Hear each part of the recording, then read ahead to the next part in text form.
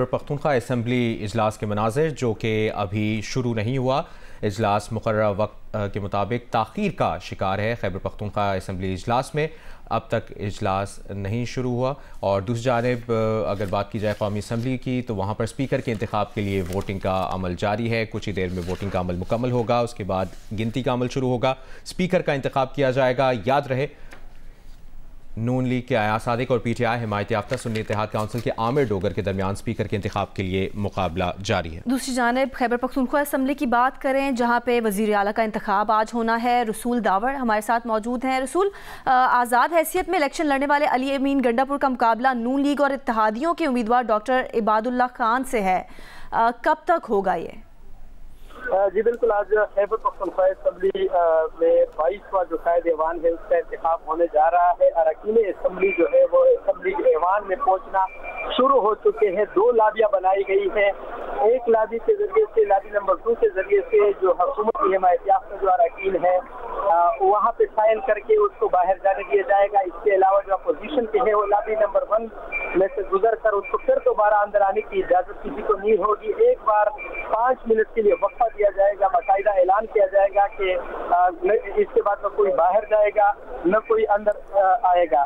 तो इसी तरह ये कायदे ऐवान का इंतखाब किया जा रहा है और ये अमल इस वक्त जारी है। तो कब तक इजलास के शुरू होने का इम्कान है रसूल दावर? जी बिल्कुल, इजलास तकरीबन 1.5 घंटा ताखीर से अभी तक शुरू नहीं हो सका। कुछ अरकान अभी इस वक्त असम्बली हाल के अंदर दाखिल हो चुके हैं। अलबत्ता अब भी बहुत सारे जो मेंबरान असम्बली हैं वो ऐवान में दाखिल नहीं हुए हैं। इंतजार किया जा रहा है।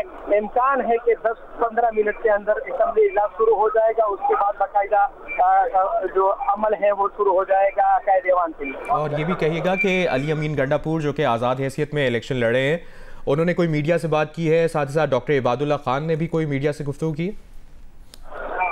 जी बिल्कुल, चूंकि दोनों का ये कहना है कि उनको जो मतलूबा तादाद है वो मिलेगी। और इस बार क्योंकि कल भी कहा जा रहा था कि 2-3 वोट जो थे वो जो हुकूमती साइड है वहाँ से हम जिसका पोजीशन कह रहे हैं उस साइड से 2-3 वोट आए थे। उस हवाले से इबादुल्लाह जो उम्मीदवार है वज़ीर आला की अपोजिशन की जानिब से उन्होंने कहा था कि आज भी वही सिलसिला होगा, आज भी उनको इजाफी वोट मिलेंगे।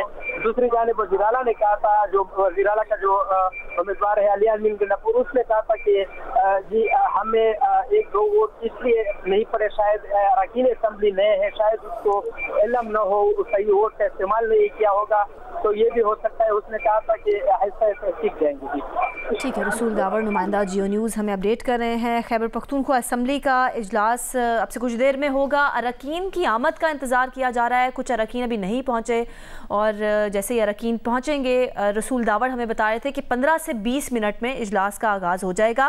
खैबर पख्तूनख्वा के वज़ीर आला का इंतखाब आज होना है। आज़ाद हैसियत में इलेक्शन लड़ने वाले अली अमीन गंडापुर का मुकाबला नून लीग और इत्तेहादियों के उम्मीदवार डॉक्टर इबादुल्लाह खान से होगा। और जुमेरात को इजलास में PTI के हिमायत याफ्ता सुन्नी इत्तेहाद काउंसिल के बाबर सलीम सुआती स्पीकर और सुरैया बीबी डिप्टी स्पीकर मुंतखब हुए। डिप्टी स्पीकर के इंतखाब में PTIP के उम्मीदवार अरबाब वसीम हयात को 3 इजाफी वोट भी मिले थे और 3 में से 1 वोट मालाकंड और दूसरा मर्दान डिवीज़न के हुकूमती अरकान ने दिया था। खैबर पख्तूनख्वा का इजलास अब से कुछ देर में शुरू होगा और आज के इजलास में वज़ीर आला का इंतखाब होना है।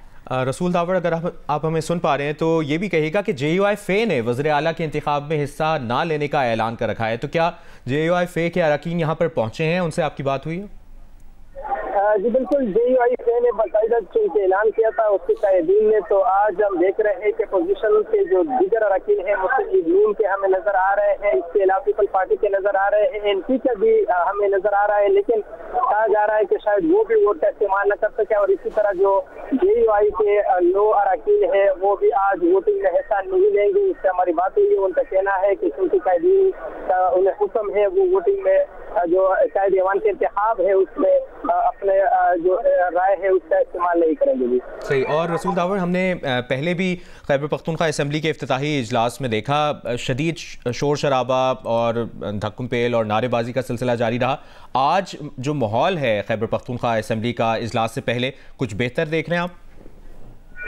यकीनन ये 2 दिन जो स्पीकर और डिप्टी स्पीकर के इंतखाब के लिए जो थे उसमें इंतहाई धक्कम पेल, नाराबाजी और अजीब किस्म के जो असेंबली के जब से हम रिपोर्ट कर रहे हैं तब से ऐसी सूरत हाल का सामना नहीं हुआ था सहाफियों को भी बचे।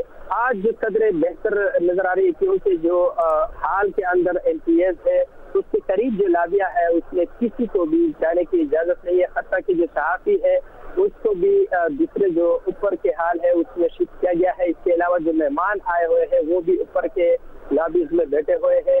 नीचे किसी को भी MPA के अलावा किसी को भी हाल के करीब जो लॉबीज है उसमें बैठने की इजाजत नहीं है हाल के अंदर, क्योंकि कहा जा रहा है कि जितने भी MPs आएंगे उसको बाकायदा 5 मिनट का टाइम दिया जाएगा। 5 मिनट के बाद जो दरवाजे हैं, जो 2 दरवाजे इस वक्त खोले गए हैं उसको भी बंद कर देंगे। उसके बाद किसी को भी इजाजत नहीं होगी कि वो अंदर आए या बाहर जाए।